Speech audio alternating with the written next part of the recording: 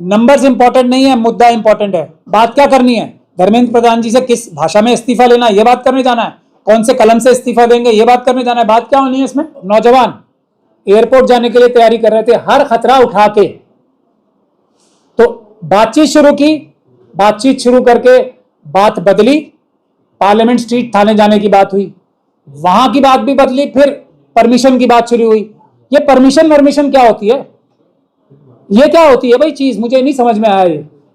जिसको भी डर या भय या लालच है किसी भी प्रकार का, वो इस आंदोलन से दूर रहे। बता रहा हूं, किसी को गोली से, किसी को जेल जाने से, किसी को झूठे मुकदमे लगने से, किसी को इस बात से कि आरएसएस और बीजेपी वहां पे अपने लोग भेजेगी आपके पीसफुल प्रोटेस्ट में और खुद ही उसका हिस्सा बन के पत्थर चलवाएगी, हिंसा कराएगी, इस चीज से किसी को डर है तो वो इस आंदोलन का हिस्सा ना बने।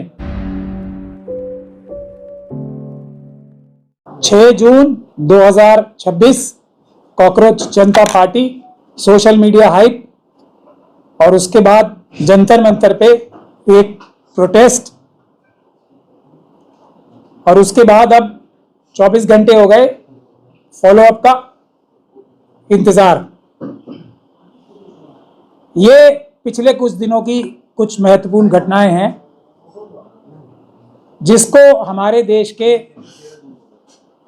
सभी नागरिकों को, जो आरएसएस और बीजेपी से, और बुनियादी बात यही है, आरएसएस और बीजेपी से देश को बचाना चाहते हैं, देश को लुटने से, देश को बैंकरप्ट होने से, देश को मोदी जी प्रधानमंत्री के पद पे बैठ के, जिसे फादरलैंड बोलते हैं, इजराइल के हाथों, चाइना और पाकिस्तान के हाथों, अमेरिका के हाथों बेचने से रोकने के लिए ये कुछ महत्वपूर्ण घटनाएं पिछले कुछ दिन में हुई हैं।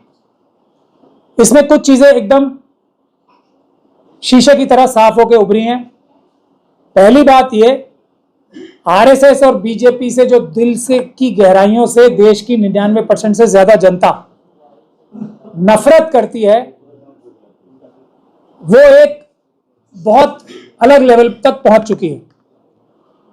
बहुत सारे लोग ये कॉकरोच जनता पार्टी को रिजल्ट बता रहे हैं हमारे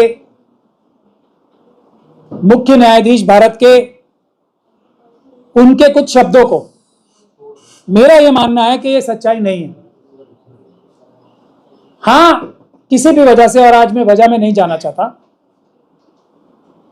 एक बेइज्जती महसूस की देश के 99% लोगों ने, खासतौर पे युवाओं ने, जो टैलेंटेड हैं, जो किसी बड़े पद पे जाए बगैर भी जनता का विश्वास और जनता का प्यार और जनता की अटेंशन, और उसमें आप जैसे लोग सबसे ज्यादा हैं जो मेरे सामने बैठे हैं अभी, जो असली प्रेस है। बहुत सारे लॉयर्स भी अपने छोटे छोटे इंटरव्यूज इंस्टाग्राम वगैरह पे या कुछ रील्स डालते हैं।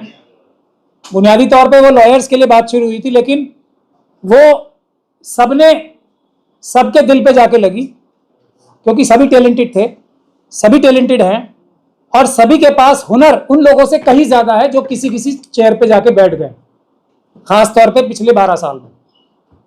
इसीलिए सबको दिल पे लगी बात जाके कि हम लोग इनसे ज्यादा टैलेंटेड हैं, जो प्रधानमंत्री के पद पे बैठे हुए हैं, जो होम मिनिस्टर के पद पे बैठे हैं, जो बीसीसीआई के सेक्रेटरी के पद पे बैठे हुए हैं, जो चीफ मिनिस्टर बने हुए हैं, और कोई भी कुछ भी तो नहीं है हमारे सामने। फिर भी हमें कॉकरोच शब्द का इस्तेमाल होता है हमारे बारे में, तो ये लोगों के दिल पे लगी जाके बात। तो ये एक फिनोमिना था आरएसएस और बीजेपी की नफरत, आरएसएस और बीजेपी की नफरत। अब उसका बहाना कोई भी हो सकता है, इसीलिए कोई भी व्यक्ति आज किसी भी महत्वपूर्ण पद पे बैठा हुआ है, उसे बहुत, मेरी फिर एक बार फ्री फंड की सलाह है, बहुत काम भी आती है बहुत लोगों के, किसी भी कीमत पे, किसी भी हालत में कोई भी व्यक्ति को ऐसा नहीं लगना चाहिए कि मैं आरएसएस और बीजेपी की तरफदारी कर रहा हूं, इतनी सी भी। क्योंकि ये जो सुनामी है ना, ये जो तूफान है आरएसएस और बीजेपी की नफरत का 99% भारतीयों के दिलों में, ये किसी के ऊपर भी फट सकता है। तो बहुत केयरफुल रहना है कुछ दिनों में, कुछ दिनों तक आने वाले, जब तक देश में असली एक तरीके का जो रेवोल्यूशन आना है वो नहीं आ जाता, और वो है बाबा साहब का जो रेवोल्यूशन था, एक वोट का अधिकार, सबको देके किसी भी नौकर को, चाहे वो प्रधानमंत्री रूप का नौकर नाम का नौकर हो, या होम मिनिस्टर हो, या मुख्य न्यायाधीश नाम का नौकर हो देश की जनता का, उसका कान पकड़ के हटाने की ताकत जो बाबा साहब डॉक्टर भीमराव अंबेडकर ने एक वोट से दी थी, आरएसएस और बीजेपी ने वो ईवीएम के माध्यम से वो छीन ली है। तो बहुत होशियार रहने का समय है, खासतौर पे ऐसे लोगों को जो बड़े बड़े पद पे बैठे हैं, उनकी जबान ऐसी नहीं होनी चाहिए कि ऐसा उसमें पुट आए कि ये आरएसएस और बीजेपी से संबंधित हैं, या उनके प्रति, या उनकी भाषा बोलते हैं, उनके प्रति थोड़ी भी सहानुभूति रखते हैं, तो जनता एकदम टूट के पड़ेगी ऐसे लोगों पे। ये एकदम क्रिस्टल क्लियर हो गई ये बात चीफ जस्टिस साहब की, इसमें कोई ऐसी कोई बात नहीं थी। ऐसी टिप्पणियां बहुत सारे लोगों ने बहुत सारे बड़े बड़े पदों पे बैठ के की हैं, बहुत सारे लोगों ने की हैं, लेकिन आजकल गुस्सा और नाराजगी ज्यादा है, ये है। और उसका जो नाराजगी थी, एक कुछ लोगों ने उस नाराजगी को पहचाना और एक प्लेटफॉर्म दिया कॉकरोच जनता पार्टी के नाम से। जनता की जो नाराजगी, गुस्सा था, वो उस पर उभर के सामने आया सोशल मीडिया पे। वो गुस्सा है और वो रहेगा जब तक जनता के हाथ में एक बार फिर वो ताकत नहीं आ जाती अपने नौकरों को कान पकड़ के इलेक्शन के माध्यम से हटाने की। यह है बुनियादी बात। अब कॉकरोच जनता पार्टी के लोगों को बहुत सारे लोग इमीडिएटली शक भी करने लगे। मेरा ऐसा मानना है, सभी जो भी फिनोमिना हो रहे हैं देश में, ये बदलाव के लिए हैं, ये अच्छे के लिए हैं, ये बाबा साहब के सपनों को पूरा करने के लिए। ये जो बहुत सारी घटनाएं हो रही हैं, जिसमें अन्ना आंदोलन भी एक था, आम आदमी पार्टी का एक फिनोमिना एक था, और अब ये कॉकरोच जनता पार्टी का है। बीच में भी बहुत सारे बहुजन समाज की तरफ से भी बहुत सारे आंदोलन हुए, जो असली आंदोलन थे। ये तो जैसा भी आंदोलन है सब जानते ही हैं, लेकिन इन पे भी शक नहीं करना है हमें। अभी ये ज्यादा समझदार नहीं है आंदोलन करने में, लेकिन जो अम्बेडकरवादी हैं उनका फर्ज है, और ये बात हम जैसे अम्बेडकरवादियों की जो वकील भी हैं, खासतौर पे फर्ज है और जिम्मेदारी भी है कि जो लोग ये करें उसको हम लोग सपोर्ट करें। किसी भी मुसीबत परेशानी में ये लोग आए तो उनकी हम हिफाजत के लिए खड़े हैं। ये हमारा वादा था और है और आगे भी रहेगा, लेकिन हमारी कुछ शर्तें हैं जो इन लोगों को अब ध्यान में रखनी पड़ेंगी। 3 मुख्य शर्तें हैं जो अम्बेडकरवादियों की हैं। उसमें से पहली शर्त यह है कि अपना फोकस ठीक रखें। धर्मेंद्र प्रधान कोई इशू नहीं है, नरेंद्र मोदी जी इशू नहीं है, आरएसएस और बीजेपी इशू है, और ये जो जनता के हाथ से ताकत छीन ली है सरकारें बदलने की, ये इशू है। आप धर्मेंद्र प्रधान रखेंगे, उससे बड़ा कोई धर्मेंद्र प्रधान मोदी जी अपने पॉकेट से निकाल के लगा देंगे, और धांधलियां उतनी ही होंगी, बेईमानियां उतनी ही होंगी और होती रहेंगी। आप मोदी जी को बदलेंगे, उनका इस्तीफा मांगेंगे, तो आरएसएस की जेब में बहुत सारे मोदी जी बैठे हैं, कोई इनसे भी बड़ा मोदी जी आ जाएंगे और वो देश का इससे भी ज्यादा बेड़ा गर्क करने में सक्षम होंगे। ये बात हम देख चुके हैं। वाजपेयी जी का एक समय था ना, अब जब मोदी जी आ गए तो ये लोग बोलते हैं जी वाजपेयी जी तो इनसे बहुत अच्छे थे।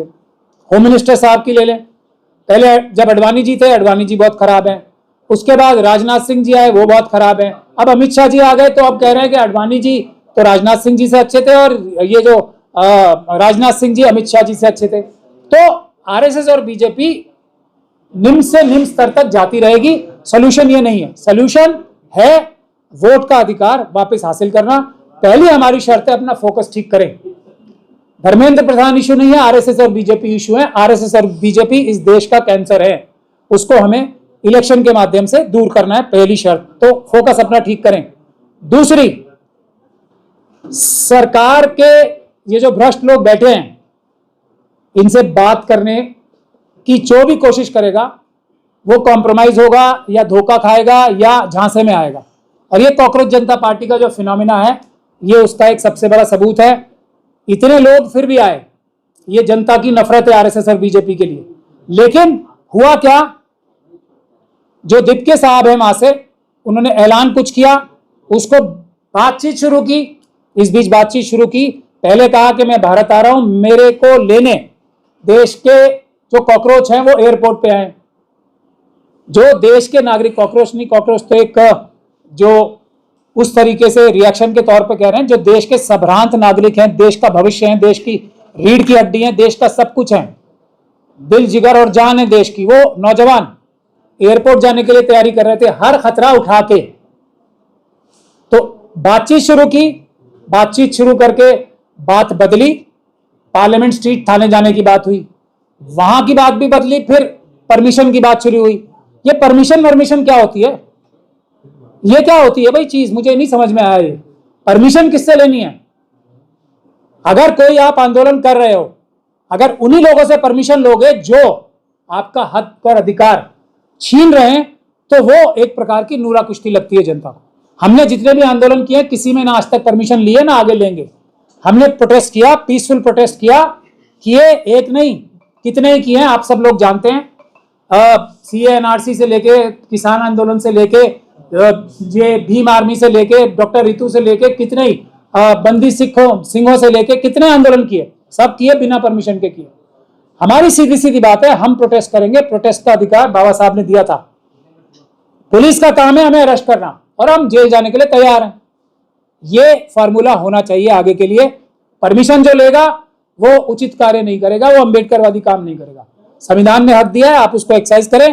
पुलिस का काम है आपके खिलाफ मुकदमा दर्ज करें, आपको जेल में भेजें। हम लोग बैठे हैं ना, हम लोग आपको छुड़ाएंगे। तीसरी बात, जिसको भी डर या भय या लालच है किसी भी प्रकार का, वो इस आंदोलन से दूर रहे। अगर कोई बात करना चाहता है, वो इस आंदोलन से दूर रहे सरकारों से। सोनम वांगचुक साहब ने बात की, बात करके जेल गए, फिर आके फिर दोबारा बात करने एलजी साहब के पास पहुंच गए। आदमी समझदार होना चाहिए ना।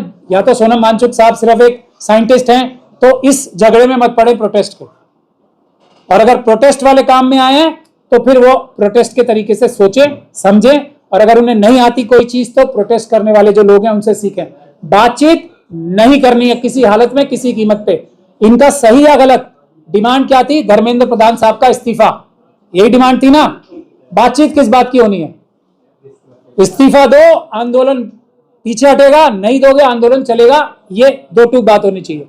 अगर किसी को, अब तीसरी बात जो मैं बता रहा हूं, किसी को गोली से, किसी को जेल जाने से, किसी को झूठे मुकदमे लगने से, किसी को इस बात से कि आरएसएस और बीजेपी वहां पे अपने लोग भेजेगी आपके पीसफुल प्रोटेस्ट में, और खुद ही उसका हिस्सा बन के पत्थर चलवाएगी, हिंसा कराएगी, इस चीज से किसी को डर है, तो वो इस आंदोलन का हिस्सा ना बने। किसी को धूप ज्यादा लगती है, वो इस आंदोलन का हिस्सा ना बने। किसी को सर्दी ज्यादा लगती है, बीमार होता है ज्यादा, तो वो इस आंदोलन का हिस्सा नहीं बने। ये जिंदगी और मौत की लड़ाई है, बाबा साहब का भारत बचाने की लड़ाई है। इसमें गोली भी लगेगी, इसमें जेल भी जाएंगे, इसमें लाठी भी चलेगी, इसमें गैर कानूनी जो गंदा पानी फेंका जाता है वो भी फेंका जाएगा, झूठे मुकदमे भी लगेंगे, और आरएसएस और बीजेपी आपको देश का गद्दार भी कहेगी। ये सब चीजें जिसको बर्दाश्त हैं, वो इस आंदोलन में आगे आए। ये आंदोलन तो होना ही है। दुनिया की कोई ताकत भारत को सबसे बड़ा देश, सबसे ताकतवर देश बनने से रोक नहीं सकती। आरएसएस और बीजेपी की तो बिसात ही क्या है। तो ये आंदोलन तो होना है, लेकिन ये सब चीजें सीखने के लिए हो रही हैं, स्टेजेस हैं। लोग तैयार रहें, अंबेडकरवादी आएंगे, असली आंदोलन होगा, देश हमारा खुशहाल होगा, सबसे ताकतवर होगा, सबसे रईस देश होगा। इसमें किसी को कोई शक और शुबे की गुंजाइश नहीं होनी चाहिए। सिर्फ आरएसएस और बीजेपी को भगाने की बात है। ईवीएम को हटा के पेपर बैलेट से चुनाव करा। आप इनका अल्टीमेटम दिया है और ना देश भर में आंदोलन करेंगे ऐसा कहा गया है, तो क्या कहेंगे इस अल्टीमेटम को लेकर? देखिए, अभी लॉन्ग रोड देनी चाहिए। ये लोग, बहुत सारे लोग इनको शक की नजर से देख रहे हैं। मैं अभी उन सबसे भी गुजारिश करूंगा, दे इनको 7 दिन नहीं, इनको 1 महीना 2 महीने दें। लेकिन कुछ बातें जो 3 पॉइंट्स मैंने बताए उस पर ध्यान रखना पड़ेगा। बातचीत नहीं करेंगे। सरकार से कोई बातचीत करता है वो हमारे बीच का आदमी नहीं है, बात ही नहीं करनी है। एक मुद्दा, एक आंदोलन, खत्म। बात क्या करनी है? धर्मेंद्र प्रधान जी से किस भाषा में इस्तीफा लेना है, ये बात करने जाना है। कौन से कलम से इस्तीफा देंगे, ये बात करने जाना है। बात क्या होनी है इसमें? इसलिए बातचीत नहीं होनी चाहिए, डर नहीं होना चाहिए, और बहानेबाजी नहीं होनी चाहिए। आज मैं बीमार हो गया और कल बीमार हो गया। चौथी एक महत्वपूर्ण चीज है, जो भी नेता बनना चाहता है या आगे रहना चाहता है, वो किसी भी आंदोलन में तब तक खड़ा रहेगा जब तक उस आंदोलन का आखिरी व्यक्ति अपने सुरक्षित घर ना चला जाए। ये जो प्रथा है ना, ये अंबेडकरवादियों की प्रथा नहीं है कि जो कोई फेस है वो सबसे पहले भाग जाए आंदोलन छोड़ के। ये गलत बात है। इस सब चीजों का ध्यान रखना पड़ेगा। हम लोग इनके साथ हैं। मैं सभी बच्चों को कह रहा हूं, किसी को कोई परेशानी आएगी पुलिस से, प्रशासन से, मैं बैठा हूं। अम्बेडकरवादी अभी जिंदा हैं, डरने की जरूरत नहीं है। आप अपना आंदोलन करें, पूरे देश में हम आपकी रक्षा करेंगे, कोई चिंता की बात नहीं है। लेकिन जो असूल है उस पे असूल पे कायम रहें। और लीडर कोई नहीं होता है, अगर कोई लीडर भटक रहा है उसको गिरेबान से पकड़ के सही रास्ते पे लाना सभी जनता की जिम्मेदारी होती है। इस बात को अच्छे से समझे, खासतौर पे नौजवान। कोई नेता वेता कुछ नहीं होता है, सब कार्यकर्ता हैं, सब बाबा साहब के सिपाही हैं, सब संविधान बचाने के लिए काम कर रहे हैं। जो प्रोटेस्ट को बदनाम कर रहे हैं सर, जो प्रोटेस्ट को बदनाम कर रहे हैं, जो भीड़ आ रही है उसको दिखा रहे हैं भीड़ नहीं आई, ये सारी चीजें उठा रहे हैं मुद्दे, या आए कुछ तो कह रहे हैं कि ये तो गे आ गए, LGBT वाले आ गए, तमाम तरीके के इस आंदोलन को मतलब बदनाम किया जा रहा है, क्या कहेंगे उनके लिए? और जो RSS और BJP वाले हैं वो कौन है? वो तो एप्स्टीन मानसिकता के लोग हैं ना। अब आप लोग तय कर लो, एप्स्टीन मानसिकता से गंदी घिनौनी मानसिकता कोई हो सकती है। इन सब चीजों में नहीं जाना है, प्रोटेस्ट कीजिए। नंबर्स इंपॉर्टेंट नहीं है, मुद्दा इंपॉर्टेंट है। और मुद्दा मैं आपको फिर बता रहा हूं, ये धर्मेंद्र प्रधान मुद्दा नहीं है, ये तो सिर्फ एक कह सकते हैं कि ये ट्रायल मैच चल रहा है। असली मुद्दा पेपर बैलेट का मुद्दा है, EVM का मुद्दा है। EVM हटा के ही देश बचेगा, EVM हटा के ही जनता की ताकत एक वोट के अधिकार से सरकारों का कान पकड़ के हटाने की वापस आएगी। ये तो सब ट्रायल मैचेस नहीं होते, वो हैं। अच्छा है, हम लोग खड़े हैं, शक किसी पे नहीं करना चाहिए जब तक के बार बार कोई व्यक्ति या कोई संगठन अपने आप को या टेस्ट में फेल ना हो। बार बार टेस्ट करने चाहिए। अभी इनका ये बच्चों का पहला टेस्ट था। जितना भी है इन्होंने कोशिश की, पूरा देश इनके साथ खड़ा है, डरे नहीं। नंबर्स की कोई आवश्यकता नहीं है, कॉन्सेप्ट जरूरी है। जंग जारी करें, संवैधानिक जंग है, पीसफुल प्रोटेस्ट रखना सबसे इंपॉर्टेंट बात है। भाजपा के प्रदेश राष्ट्रीय अध्यक्ष जो नितिन नवीन कह रहे हैं कि आप लोग दिल्ली में बैठ के युवाओं को भड़का रहे हैं, युवा भड़कने वाले नहीं देश के। अब नितिन जो अभी नए नए बने हैं वो, और वो अभी ज्यादा चीजों को समझते नहीं है, सीखने में समय लगेगा उन्हें। अभी वो ऐसी बातों में टांग डाढ़ाएं तो उनके लिए अच्छा रहेगा जिसमें उनकी समझ नहीं है। अमित शाह जी से पूछ के अगर ये स्टेटमेंट दिए तो फिर तो अलग बात है, और अगर अमित शाह जी से पूछे बगैर ये सब बातें कर रहे हैं तो उनको थोड़ा सोचना चाहिए। ये जो लोग हैं, ये आंदोलन जो है जनता के आंदोलन है, इसमें कोई लीडर फीडर नहीं है। ये बात ध्यान में समझ के रखें। उनको क्यों इलेक्ट किया गया है उसका कोई लॉजिक बता सकते हैं? बीजेपी और RSS में उन्हीं को क्यों इलेक्ट किया गया, कोई लॉजिक है? कोई सीक्रेट बैलेट हुआ था? तो ये कोई कांग्रेस के लोग नहीं है, हम अम्बेडकरवादी हैं, हमें जवाब देना भी आता है और इलाज करना भी आता है, तो वो अपने दायरे में रहें। ठीक है, उनको अमित शाह जी ने लिख के दिया होगा, कुछ उन्होंने बोल दिया, लेकिन ज्यादा जो गलती या जो एक तरीके से एक इशू जो क्रिएट हुआ है, ये कॉकरोच की नजर से ना देखें, कॉकरोच ना समझे। ये RSS और BJP को मेरी सलाह है, जनता की आवाज को सुने, उसको रिस्पेक्ट करें। आप लोग सिर्फ और सिर्फ EVM के वजह से अपनी अपनी सीटों पे बैठे हो, अपने दायरे में रहो। बेरोजगारी, महंगाई या फिर नीट पेपर लीक का मामला हो या फिर अब EVM का मुद्दा हो, लगातार आप उठा रहे हैं, वर्षों से उठा रहे हैं, लेकिन कॉकरोच ने ऐसा क्या नया कर दिया है कि जो उसके साथ जो युवा जुड़ रहे हैं? नहीं, मैं बता रहा हूँ ना, ट्रिगरिंग पॉइंट होता है। अभी ये सुनामी तैयार खड़ी है पीछे। अब क्या किस वक्त वो एक छोटा सा दरवाजा मिल जाएगा सुनामी को, ये किसी की कोई इसमें ना, हम लोगों की, देखिए हम लोग भी चाहे थोड़ी बहुत मेहनत कर रहे हैं या नहीं कर रहे हैं, ये किसी को क्रेडिट नहीं जाता इसका, जनता की। और दो चीजों का ये एक तरीके से रिजल्ट है, एक RSS और BJP ने जो देश में लूट मचाई हुई है वो, और दूसरा जनता की नफरत RSS और BJP के लिए। ये दोनों चीजों का मिश्रण है।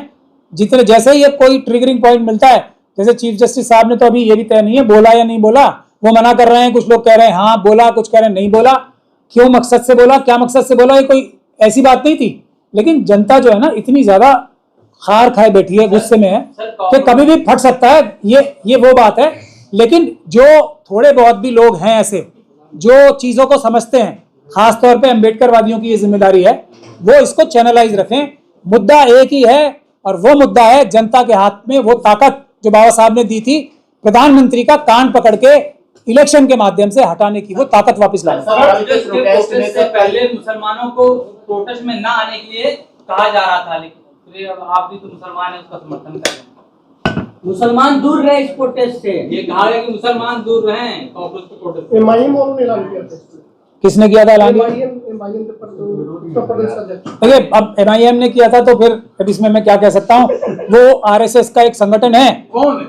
MIM ओवैसी RSS संगठन है। हाँ, तो इसमें आपको कोई शक है या आप मुझे सुनते नहीं हो इससे पहले?